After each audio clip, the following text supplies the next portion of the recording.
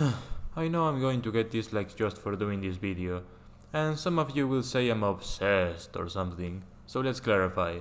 I'm doing this video because I think it's fun. Besides, his video is not really relevant, I simply like to analyze people's arguments. And I leave it here on YouTube for anyone who likes it, so the door is always open for you to leave if you simply don't like this kind of content. So, the video in question, the hard truth about the Devil May Cry 5. I'm aware there's already a response by the channel Austin Hates Things, but it is more of a podcast and not everyone is going to watch more than 10 hours for a response. And it's not like their video is edited by Moller, for example, so I'll do my own. So for a little context, this guy made a few videos titled Devil May Cry 5 Already Sucks, and of course it wasn't very well received. Those videos are terrible and the comment section already tore them apart, so I'll go for the bigger fish. This will be pretty similar to one I made with Dabo last year, except that instead of 7 minutes it'll be 40 minutes. Okay, let's start. I'll respond to everything he says, so you don't really have to watch the original video, though I would recommend watching the other videos if you're interested.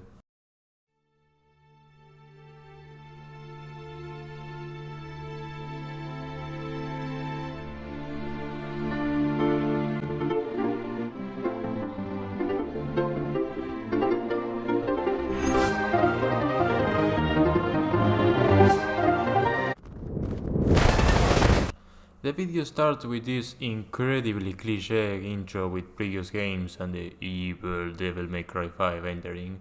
Not much to comment. Also, the video is called The Hard Truth, so I'll destroy you if you come to tell me this video is just his opinion. He shouldn't be stating all that as fact if that's the case.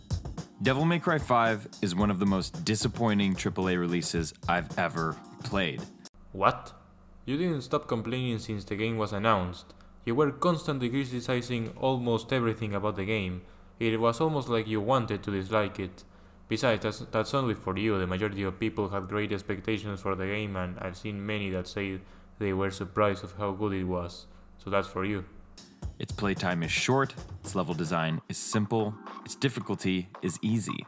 Devil May Cry 1 was short as hell. I played dmc3 in 3 days also. I'm not exaggerating.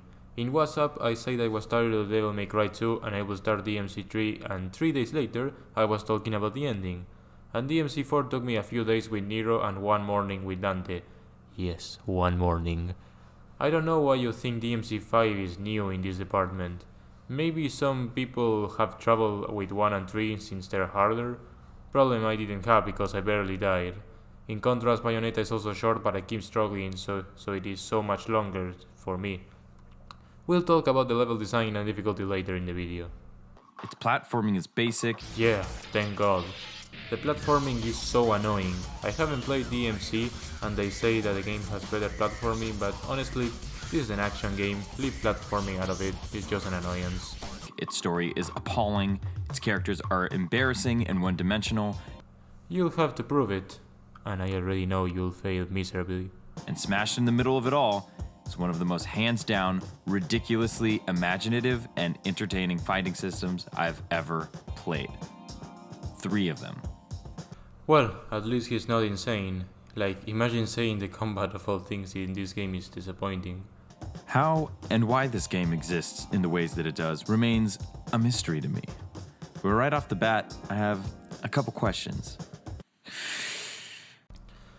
Okay, here we start. I'll respond to everything he says now, so hold your pants. Why didn't they make a game with just Dante? Because they wanted to continue the development of Nero.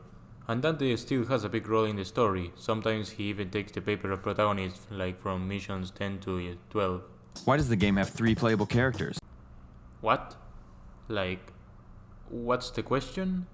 They wanted to have Dante's gameplay, Nero's improved gameplay, and a new gimmick. What's even the negative? Why is Griffin not annoying? Why is Nico so annoying? Your personal taste. I don't find any of them annoying. Why do I have to fight the same years in battle 3 times? Is this the compromise I have to make because they didn't include a boss rush in this game? Wait a minute. What? What do you mean about the boss rush? And you fight him many times for the story. In fact, you only have to beat him once with Nero in Mission 8, once with Dante in Mission 12, and fight and win once in Mission 17. The rest of the fights are just for the story, and you can try them or lose immediately. Why does Urizen look so bored? If Urizen doesn't care, why should I care? Because this is too easy for him and he doesn't experience any joy. That's like part of the story, you know.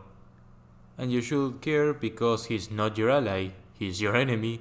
The fact that you don't get him to do an expression means he overpowers you. Besides, when you hit him in Mission 8 he gets mad. Like, extremely mad.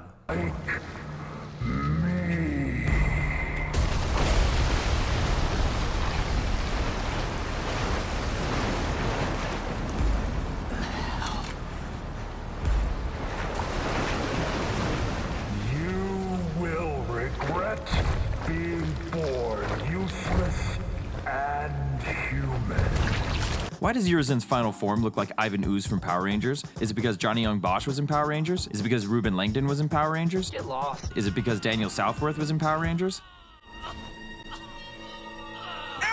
I'm going to take this as a joke, though I personally don't get the funny part.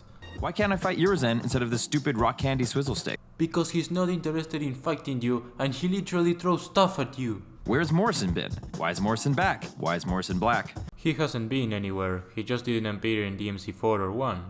And we could argue about his redesign. Personally, I think he looks way better now and he is more fun to watch. And maybe they completely redesigned him as a way of saying that the anime is canon but not completely, like the DMC1 and 4 novels. Why does Yamato have the power to separate man from devil now? It always had it, Virgil just never used it. Besides, it fits really well since Yamato could separate the demon world from the human world, and it is said to separate light from darkness. So it is really appropriate. If anything, you should be praising them for introducing this power so smoothly with the lore. Why hasn't getting stabbed with Yamato separated Dante's human and devil halves? Why hasn't getting stabbed with Rebellion activated Dante's sin devil trigger before? Tell me, when Virgil swings Yamato, does it always do a judgment cut? When Dante swings Rebellion, does it always do an overdrive? To activate their special powers, you need to apply something to it first. Do you know what that is, kid?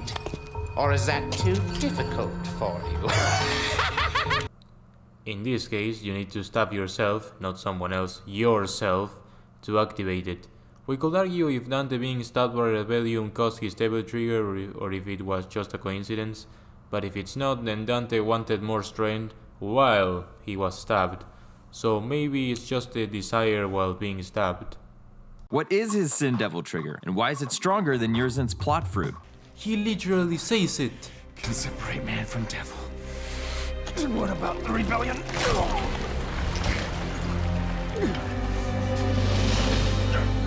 Wow. You are absorbing the Sparta! It's the power of Sparta inside Dante, and Urizen ate the power of Mundus, and Sparta defeated Mundus, so Sin Devil Trigger better than Plot Fruit. It's so simple even a child will understand it. If Dante's sin trigger is stronger than Urizen's plot fruit, why didn't Virgil stab himself with Rebellion instead? Oh, for the love of God, he would need the Rebellion and the Devil's Sword Sparta to do that. How is he supposed to get them from Dante? Are you dumb?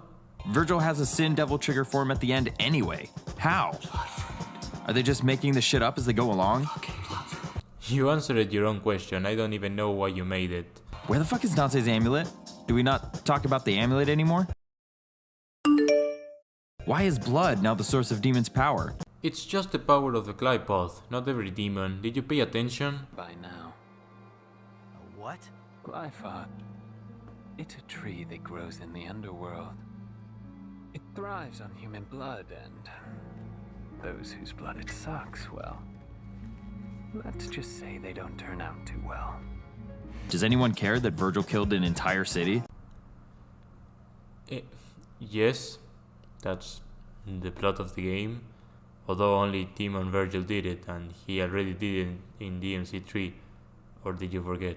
Is Dante just aloof, or does he have no idea what's going on? What? If the van is indestructible, why don't they just stay there? The van is an obvious joke. Also, why doesn't Lady ever leave the van? She leaves it a few times to talk, but the reason is probably because she's weak. She was trapped in a demon for a month. When did Lady get her clothes back? Why is she wearing a jumpsuit if they had her real clothes? Where do Trish's clothes come from? Fair point, but Trish is a demon and she literally showed that in DMC4. Where do V's clothes come from? He just beat a guy to get them. It is explained in the manga, but come on, you can just imagine it, don't get that petty. Why does Lady look so young? Why does Dante look so old? Because some people just don't age, and some do. Besides the fact that Dante was in a dumpster for a month. Since when does Lady take orders from Nero? Why is she so boring? Why is she such a bitch? When did she take orders? He might be useful, though.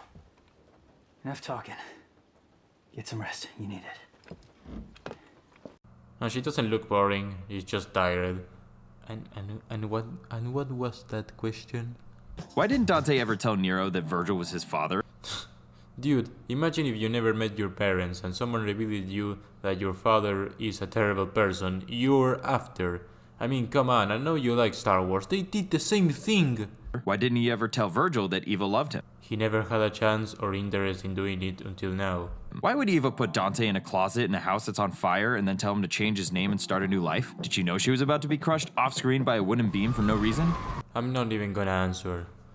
Oh, this is so bad and it gets so much worse. Why is Virgil so stupid? Why is fighting Dante all he cares about now? Because Dante beat him twice and he has a lot of pride and he already got the power he wanted. Proving that he's stronger than Dante is all that's left for him. Is the only reason Dante and Virgil can't stop fighting so that Nero can have that big moment at the end where he says stop fighting and then proceeds to fight both of them to stop them from the initial fighting? This is so stupid on so many levels. Why does Virgil say that he doesn't care about his son when fighting Dante, but then immediately tells Dante, Nero is my son.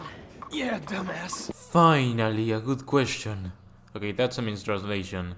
The original line is something like, my son, is that something I should know? So blame the translators for that. why is Virgil alive? Because he never died. Besides, that wasn't the first time he exploded as Nero Angelo. Why does Dante decide to stay in the underworld? To spend time with Virgil, and because he can, since Nero is there. Why do Dante and Virgil walk away to cut down the clip floff like it was their plan all along, even though they've never talked about it before? Dante literally came for Yamato to do that, damn it. If all they had to do was sever the clip clop roots, why did we waste so much time fighting Urizen? Because they needed the sword Urizen had to do that, God, pay attention.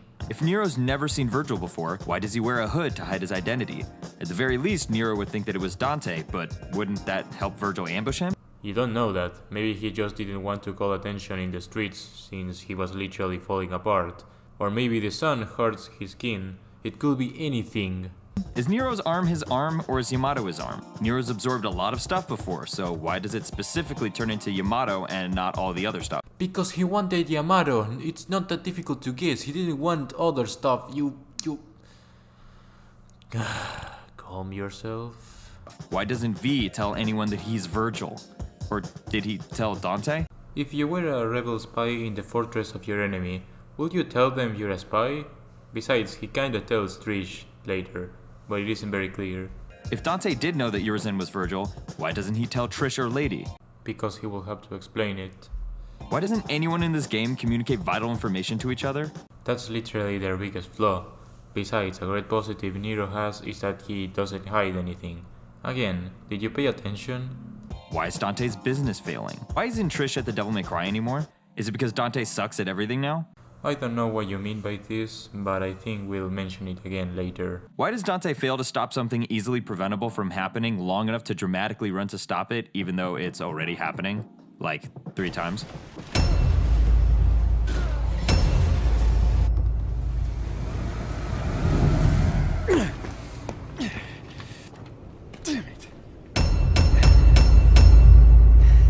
Here, he teleported.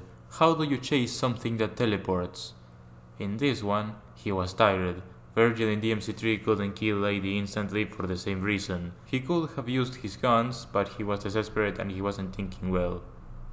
And here, he had knocked him down and teleported. Why is Dante so dumb? Why did they move DMC4 to after DMC2? Last we saw Dante in DMC2, he was on a motorcycle. Why tease Dante's return on a motorcycle if it wasn't because he escaped the demon world?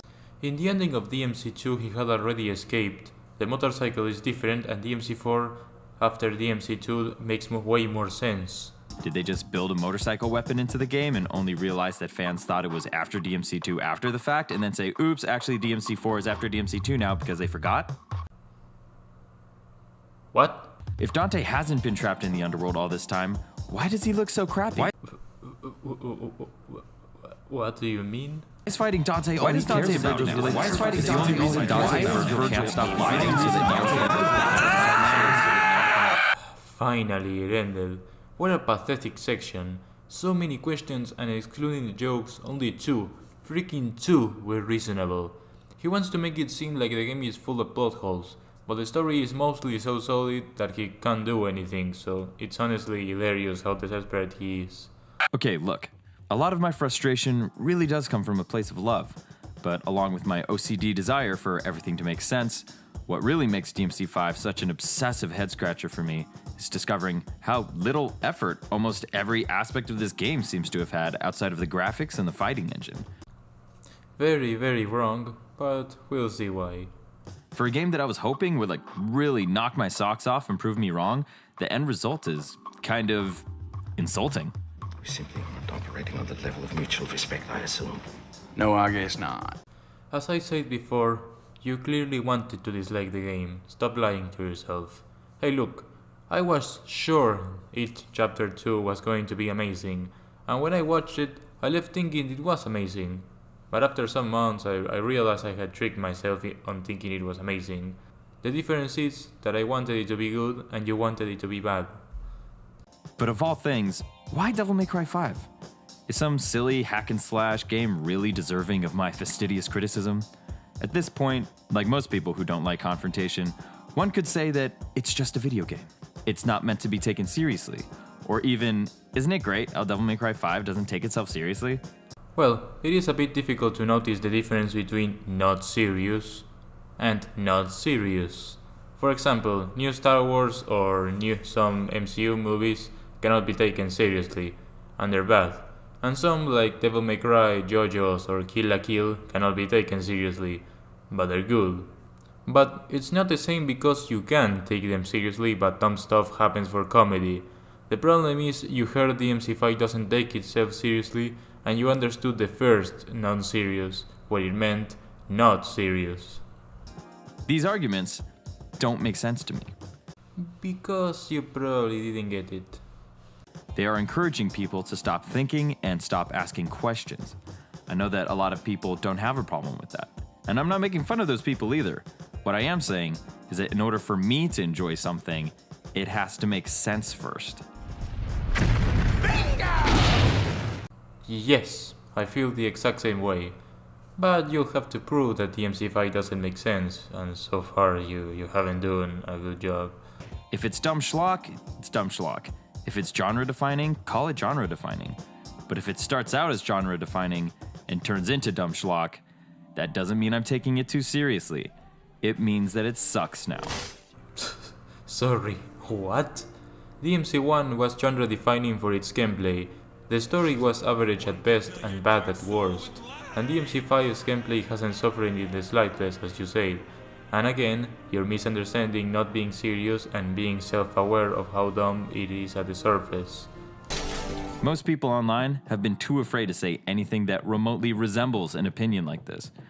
You're just showing the typical troll starved for attention or just a toxic fan of another series.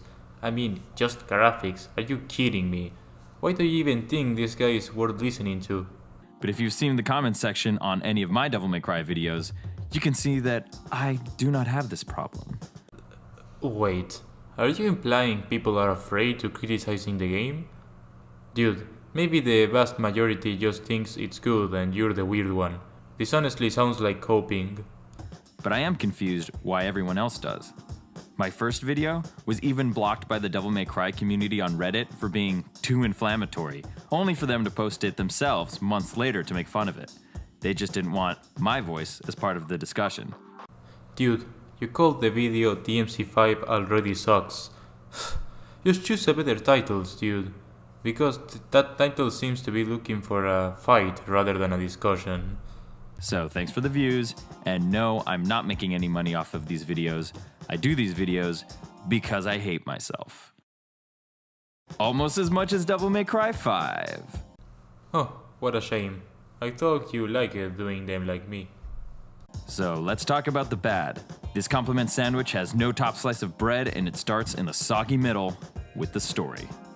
Well, shall we dance? Devil May Cry 5 has one of the worst stories I've ever seen. Yeah, so open for discussion. Hey, next time say that when you finish with this section. I'm going to say something about your video when I'm done, but first I'm going to analyze the video and then conclude something, not conclude something and then analyze. Especially for a game that's supposed to wrap up the entire series, there is so much wasted potential here. No, I found here that the whole ending of the Sons of Sparta arc was just a misunderstanding, and even then it's just the ending of Dante and Virgil in that case, and the real beginning of Nero. Now there's a lot to unpack about how crazy Devil May Cry 5's story is, but let's try to take it a bite at a time. If you're preparing to end any multi-part series, you need to tie up all of the previous installments in a way that rewards the player for their time and loyalty, and doesn't treat them like a dumb child waiting by the stove to lick the spoon. True, but again, it was never meant to be the ending. That means all of the storylines, plot holes, and the rules of your universe need to work together. We need rules, because rules provide context. Without rules, we don't understand how or why something is happening. Some would call this world building. That's true, but I think world building isn't the rules of the universe. I would just say it is the world outside of the view of the protagonist. And Devil May Cry has always been pretty light on this. In fact, I would say dmc5 has more world building than all of the other games combined. Unfortunately for Devil May Cry 5, literally everything that happens in this story either openly contradicts something else from another game, retcons it past the point of making any kind of sense, or just straight up ignores it. No, it doesn't contradict it, as I said before. No, Virgil never died, and you want to believe that because it's convenient for you. And no, Kyrie gives Nero the speech and confidence he needed to defeat and save his father and his uncle. Although it is a real crime she didn't make a physical appearance. Capcom, I'm going to sue you, make her appear in dmc6.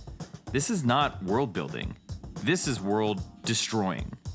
No, because you failed to point anything. If you want to spot when the game is trying to ignore something that it doesn't want to explain, look for Dante to say something dumb to redirect the conversation. Yeah, well, that's a lovely story and all, but as long as we know where to find him. Yes, Dante is more interested in finding Virgil rather than hearing about a tree. How shocking. As much as I'd love to hear that story. Yes, he's interested in finishing the fight, not hearing about Virgil's crazy adventures in Fortuna. Dante, wait! I'm not done talking yet. Yeah, again, he's more interested in going forward to Virgil. Dante, that demon is... She's super weak, of course he tells her to relax. As we all know, Devil May Cry is full of plot holes and bad writing. No, DMC 1, 2, and 4 are full of plot holes and bad writing. DMC 3 and 5 barely have any. But when utilized correctly, bad writing can offer opportunities to make some really cool connections and strengthen the overall story. Amy Hennig's work on Legacy of Kain is a great example, and Full Fat Videos has a great video essay on how the Russo brothers fixed Tony Stark's character arc in Captain America Civil War. Devil May Cry 5 would crush its world building if it didn't use it to do dumb shit like adding a bunch of nonsense powers to Yamato that it never had in the first place. The key is to cover up plot holes, not make more. I'm not gonna respond because he's either right or he's wrong about DMC5 having them. All it takes is like 2 seconds thinking about it. Oh, the thing you haven't done. For example, in the original timeline, Virgil was too young to have fathered a child. Maybe instead of creating a whole new character to be Virgil's human half, wouldn't it make more sense if it was Nero instead? That fixes everything and makes more sense. No. I don't get how that fixes anything. In fact, it makes even less sense. What do you mean Virgil was too young? That scene happened some months before DMC3. In DMC3, Virgil is 19 years old, so here he's either 18 or he's already 19. It makes perfect sense. It's funny that you say you have to just think 2 seconds about it, but you don't even do that here. Or what's up with Devil May Cry 4 and 2 having the exact same cookie-cutter villain? Why not retcon it so that they're both Argosacs? And look at that! We have a new series antagonist. Dude, are you even spending 1 second thinking about this?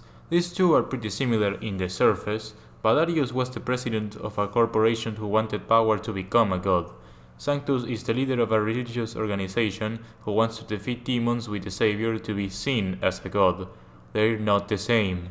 An Argosax was killed by Dante, and it just doesn't make any sense at all. It's funny how much you criticize dmc5's direction when it is pretty solid but offered another direction that I would consider total garbage.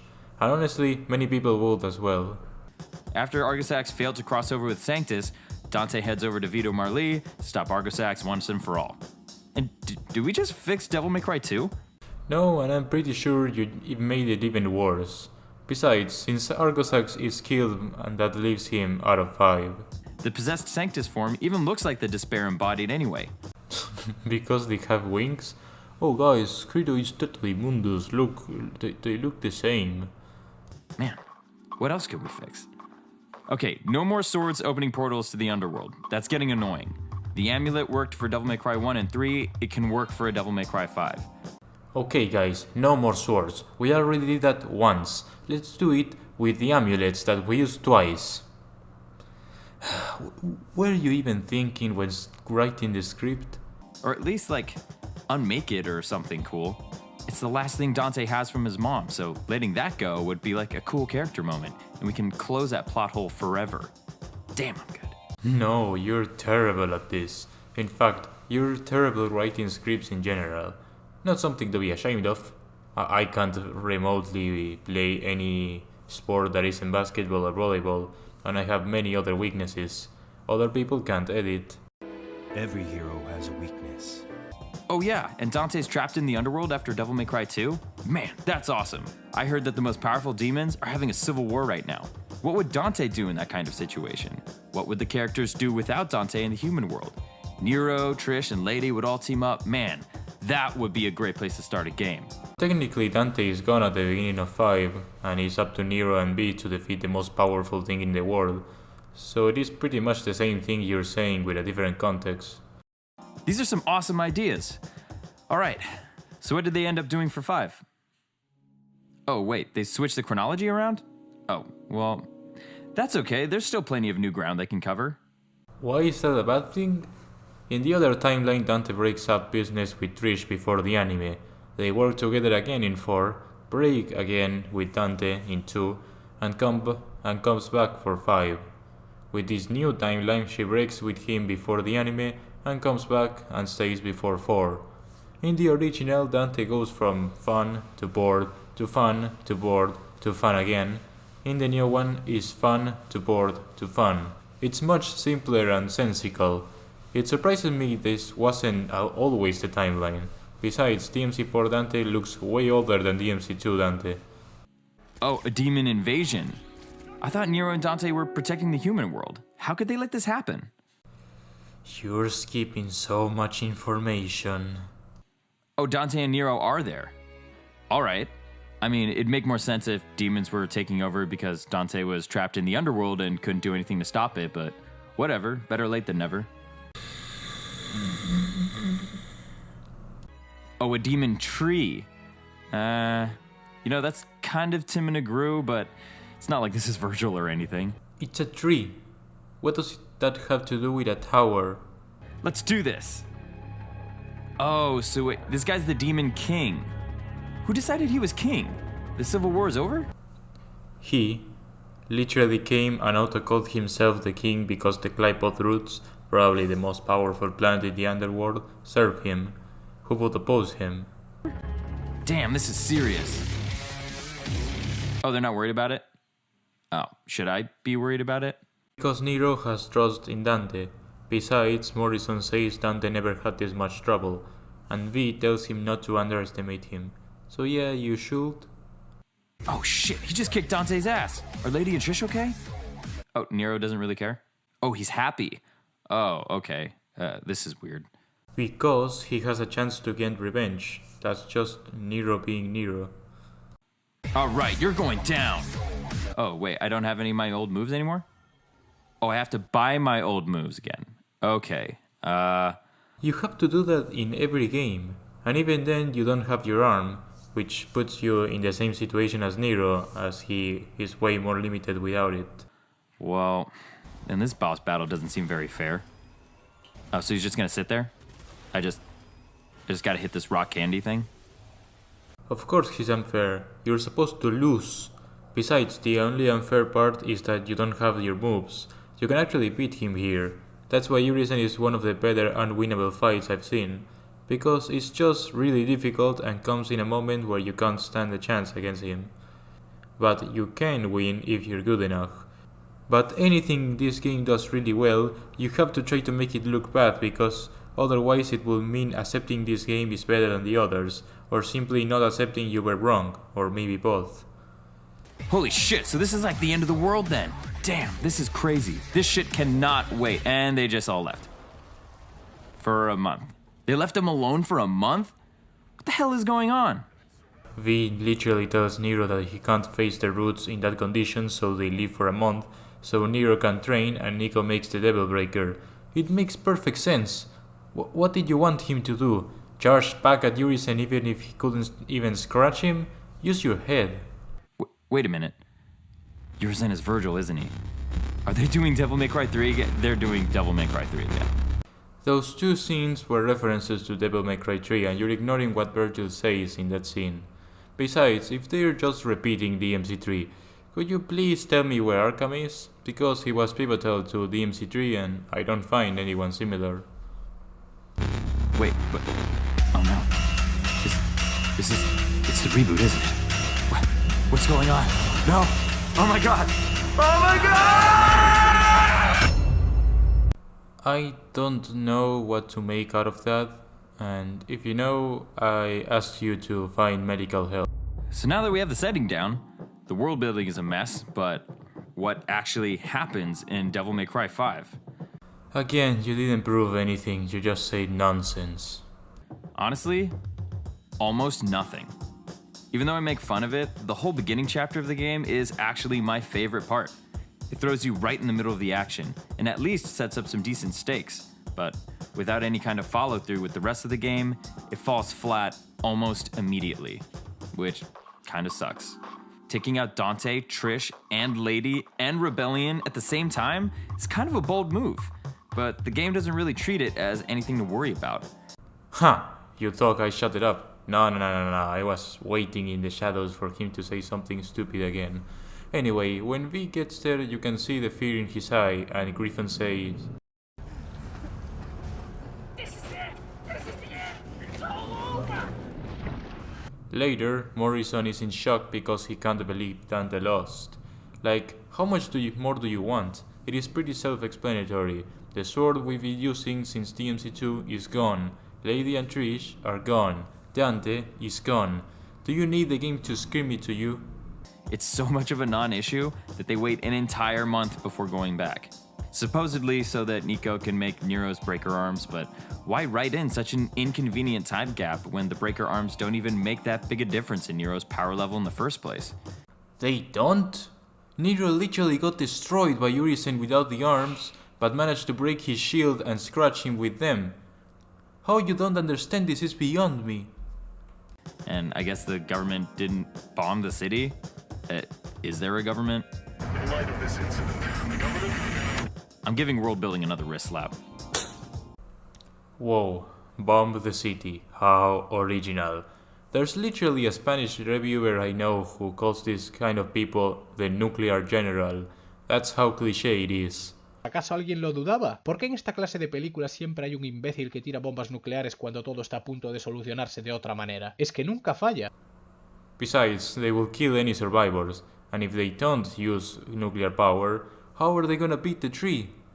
We don't even know if nuclear will be enough. Meanwhile, sending troops to try to contain them seems like a logical solution while they think what to do. Besides, if you like so much criticizing it here, why isn't this applicable for 3? Why didn't the military show up? Who knows, maybe they didn't have time, there could have been a million reasons, but you don't give the benefit of the doubt to 5, so you shouldn't give it to 3 or 4. So plot-wise, you spend the beginning levels putzing around, no rush.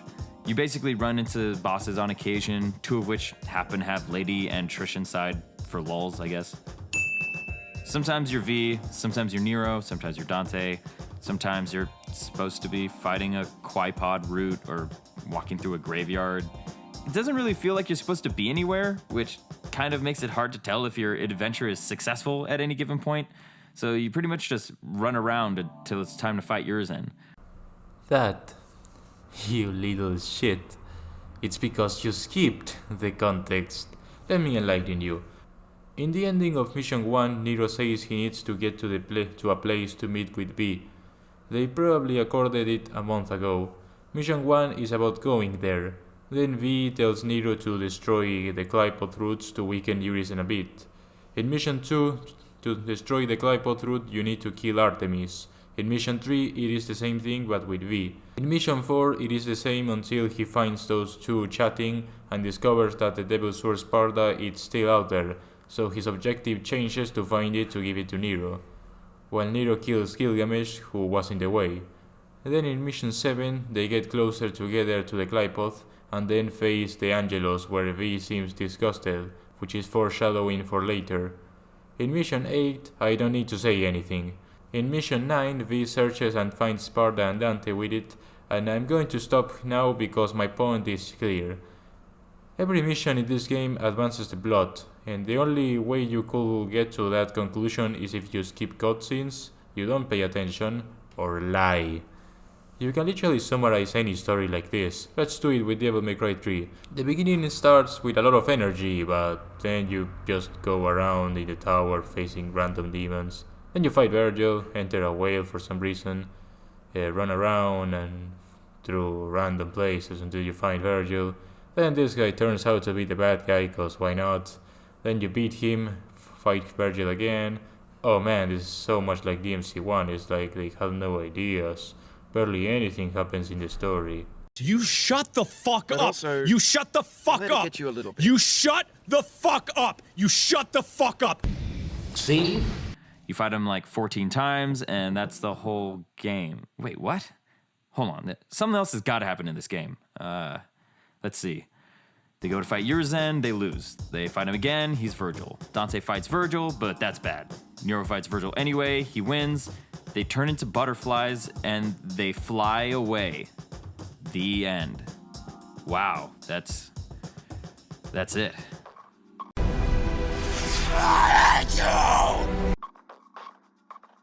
In earnest, I couldn't recognize anyone. All the characters look amazing, the graphics are easily the best I've ever seen, but the heart and soul of these characters is not there. Ugh, okay, here we go. Okay then, Mr. Lightbeer, prove it. All right, then I will. Besides Trish and Lady, really, this game doesn't fuck anyone as hard as it does Lady.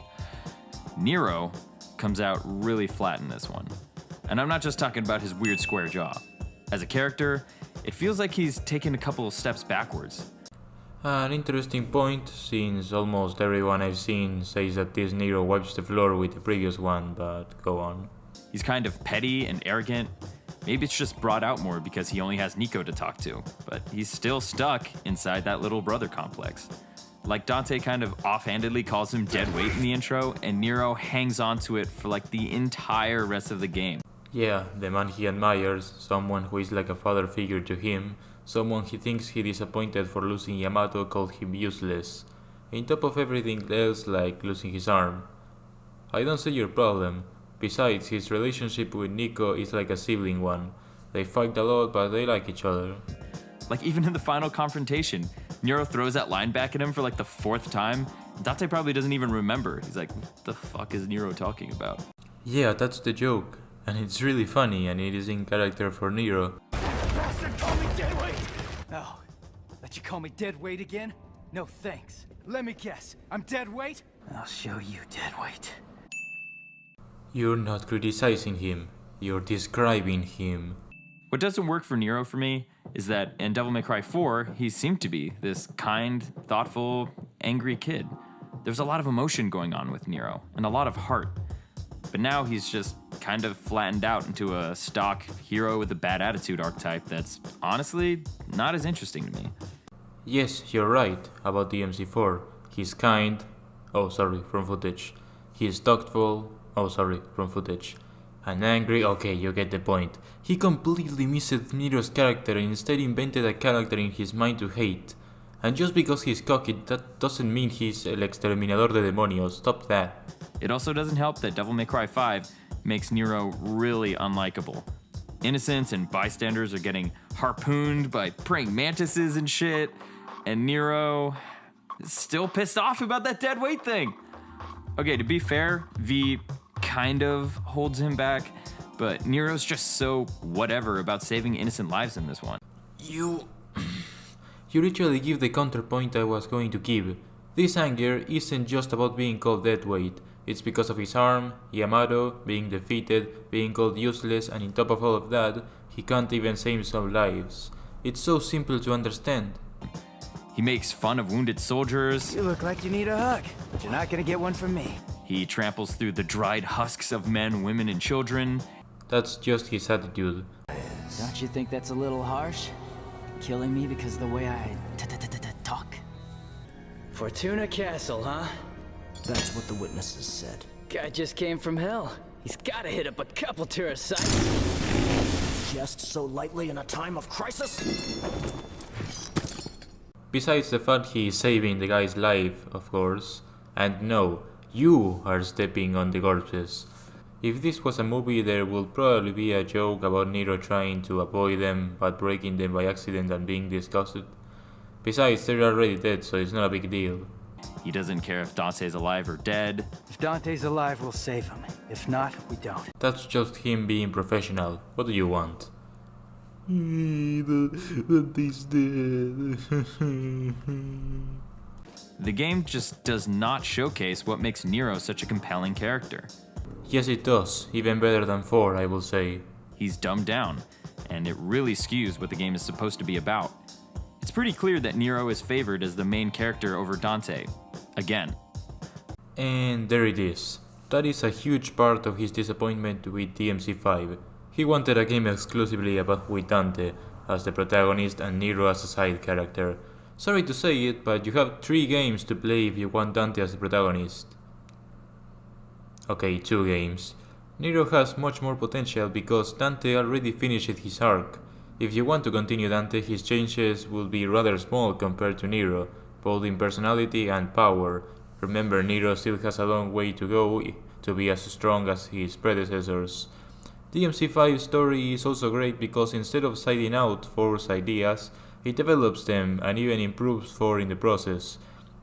Hey, remember what you said about using bad writing in previous work to make it work better?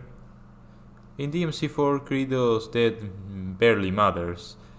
Nero and Kyrie don't even mention it, but in this game they use this as a motivation for Nero to gain more power, and he shows that he cared about him and his TT even resembles Credo.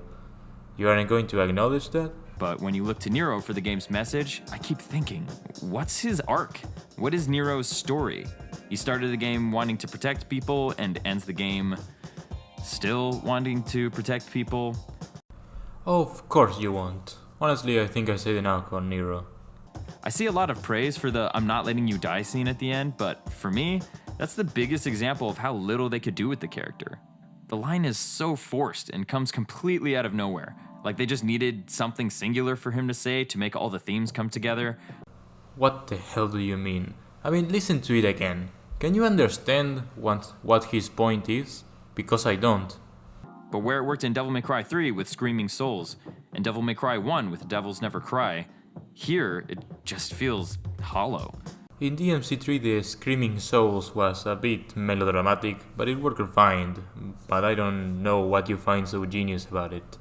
And in dmc1 the line also comes out of nowhere. It's a great line, don't get me wrong, but there isn't any more build-up than "I'm not letting you die." I mean, hey, if he's not screaming Kyrie's name, is he even really Nero? Come on. Kyrie, get back inside now! I will say that Morrison is fine. A Morrison character who's known Dante since he was young is a really welcome addition to the canon, but he doesn't seem to have any kind of substantive relationship with Dante, and his presence doesn't elucidate anything about the character that we don't already know. I mean, he's a side character who gives Dante missions. There's not much you can do with him other than have entertaining scenes or read the stuff he knows about Dante. The only reason he seems to be in the game is to tease a DLC that may never happen, and to call my two beautiful ladies a couple of crazy bitches.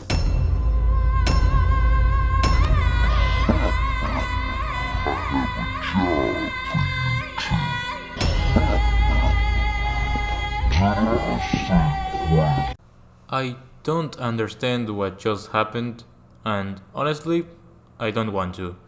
Besides, they're friends, they probably insult each other a lot, and don't remind me what you called them in your video. For real, like, I legitimately thought I was gonna get in trouble for calling them pizza sluts in my first video, but apparently I was just ahead of the fucking game, which, alright, we're gonna talk about Lady and Trish now. Notice that I can put these two in the same title? These are not two separate characters.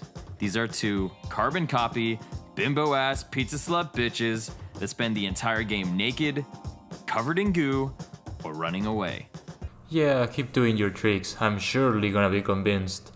He then proceeds to cite some scenes that prove his point, but ignores anything that contradicts it. But let's let him talk. I told you they were gonna do this to them. I just didn't think it'd be this bad. These are not strong women. These are not intelligent or interesting women. These are the worst possible versions of these characters. I'm just gonna say he still says they're fan service but still isn't making much of a point. He just makes statements like they're not strong women when they fought and obviously lost to the most powerful being in existence, then lost their weapons and were demon battery for a month. He says these are not intelligent or interesting women, like when in the game do they make a bad decision? And how are they not interesting? It's not like the game erased their past, that they still show, but I'll wait a bit more. He says they're the worst possible versions, but again, he isn't really saying anything. Trish at the very least pretends to be important by reciting exposition that Via's already told her because she's dumb and doesn't know anything anyway, but oh my god, what they do to Lady in this game. I think it is implied that she didn't know that the tree was the Glypoth, but she knew how it worked. She also told V that she knows that Urisen wasn't a demon from the underworld, which shows her knowledge. Again, you're just inventing a character in your mind because you don't want to accept that you simply don't like it. You want to sound like the smart guy who was actually right and not just a simple contrarian. Dude, I'm also a contrarian in a lot of things, but sometimes you gotta learn when something is bad and when you personally don't like it. Now, I'm not trying to tout any kind of feminist agenda here, which is annoying that I have to preface that, but every single last one of Devil May Cry 5's women characters suck. Except maybe Malphas? Malphas was by far the most boring one. Besides, you couldn't prove your point with Trish. They're either bending over, getting pushed off-screen like poor Kyrie, or given a fate worse than death. Abandoned. In the new Devil May Cry light novel, like my thick babe Lucia. We finally found you, and I'm so sorry. You're only showing one scene with Nico. You're right with Kyrie, what a crime. And honestly, I don't know why everybody wants Lucia back so hard, or how you would even put her in the story. I mean, Lady and Trish get little screen time. Imagine Lucia has barely anything to do with this. Nico. Wait, what? That was all? You literally completely went over the scene where Lady tries to talk to Nero about not killing his father, which was very interesting since she made that mistake. Whatever. Lady and Trish didn't suffer a bit in this game. They're just as always. The problem was that they barely appear. They barely get lines and sometimes they get pushed aside for the plot. But that's it. He also skipped over stuff like Trish trying not to make V see her as her mom because that will only hurt him, or Lady talking to Nero because it will contradict your point, or maybe just missed it, which is more likely. I really tried with Nico. Nico is annoying the whole time.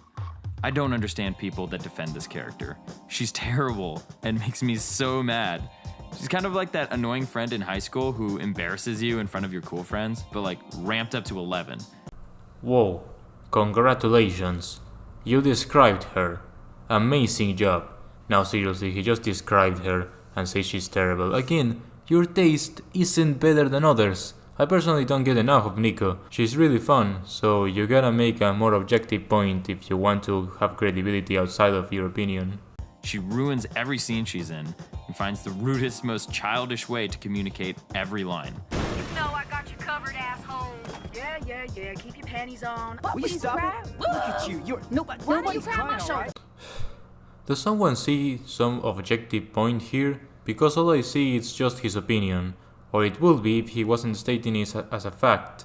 Oh, but it gets worse. Oh, it gets so much worse. And, alright, I'm just gonna dive into this one. Is she banging Nero? Like, they try to play off this coy lesbian thing, but I don't buy it. They're always hanging out in the van as she bends over to pick up a new hand. Like, there's no way something's not happening here. Is she in love with him? Like...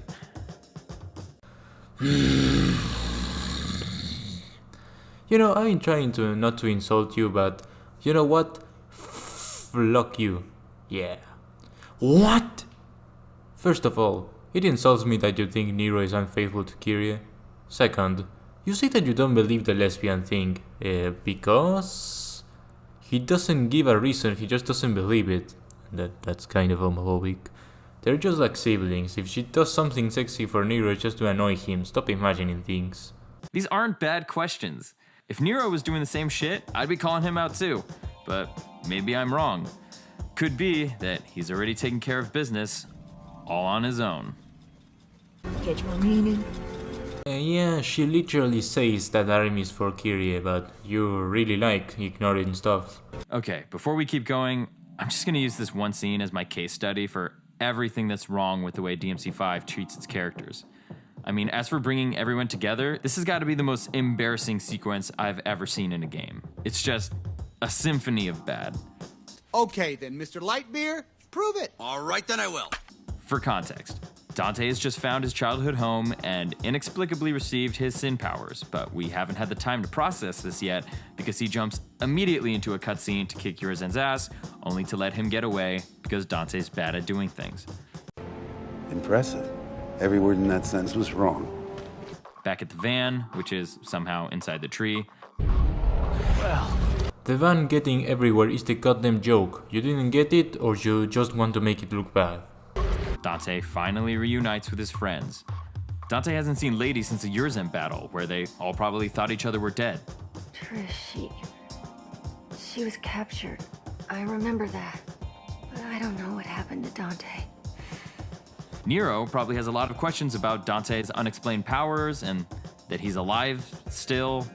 Yeah, you're right. It honestly feels like there's a scene missing because it doesn't feel like a reunion. I think this isn't supposed to be the first time they see each other and there's a scene we didn't get, but whatever, let's just focus on the important part. He made a good point. Very, very well. I hope it continues like this. Dante and Trish, at the very least, both understand that Urizen is actually Virgil, but no one says anything about it. And it can't just be to keep it from Nero. Or maybe they actually don't know? It's probably because Trish knows Virgil is a delicate thing for Dante, so probably feels better not talking about. And telling Dante V is Virgil would be a really bad idea since their main objective is to stop Urizen before he eats the fruit.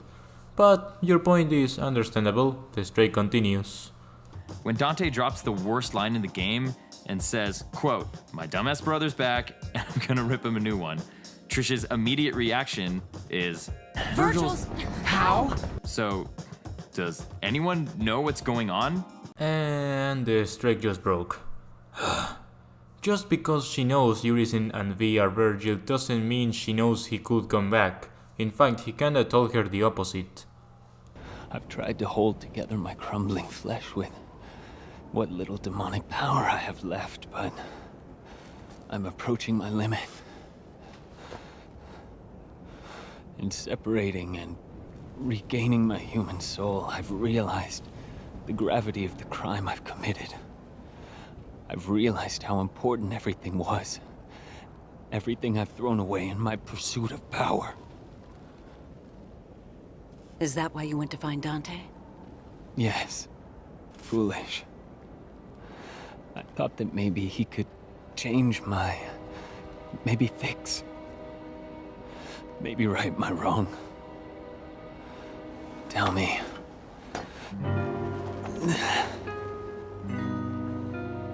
Was this fool before you, right? Does Dante know? Never would have guessed you'd come back. Damn it, V. Was it your plan all along? He knew about Urizen but didn't know V was Virgil until his last speech.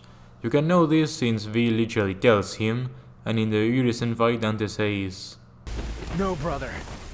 You don't have everything.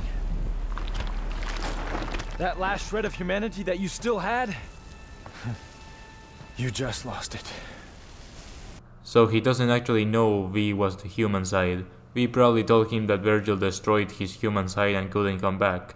Let's be fair, all of this is pretty easy to see if you pay attention. It's incredible that he complains about the story not taking itself seriously, but he didn't take it seriously and is missing so much stuff. It's very ironic. So there's no reunion, there's no, oh my god, we're all still alive. There's no sharing of crucial information that they may or may not even know. Yeah, that's their character's flaws. You know, the stuff that makes them human.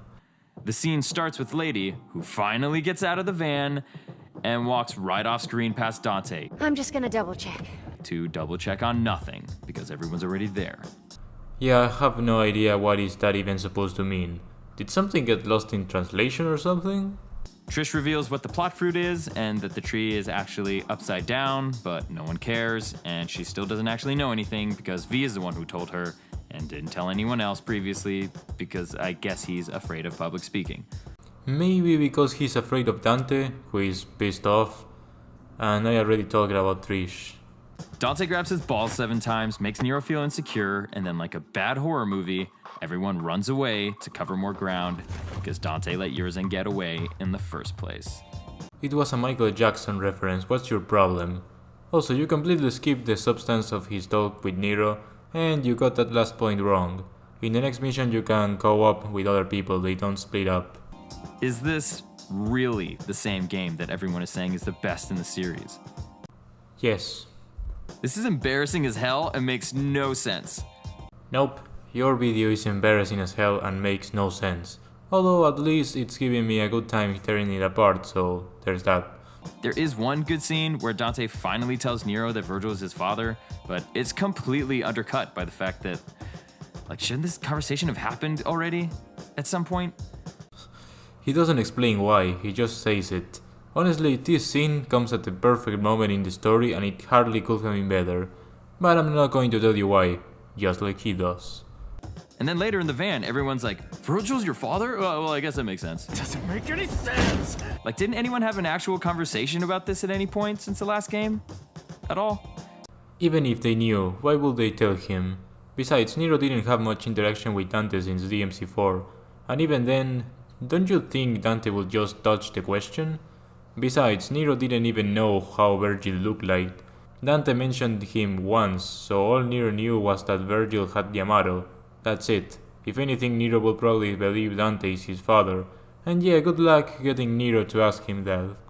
And then they're off to stop Virgil. And actually, this is a great scene here where Lady, Trish, and Nico all look around and say 3 different versions of the exact same thing. What's happening now? Oh god, I thought it was over. This isn't good. There is no characterization here, at all. Everyone is interchangeable, and I don't give a damn about anyone. You do realize the 3 lines are different, right? They all mean different things. You're getting me so angry right now. Dante tells them to all fuck off, and they do, because there's no reason anyone is in this game in the first place. How will they even do something? It's Virgil. Lady will get killed in seconds. And Trish wouldn't last. Use your head for once in your life. And then there's Dante. Okay, you know what? This is getting way too long, so I'll split it in 2 parts. Like and subscribe if you liked it, and see you in part 2.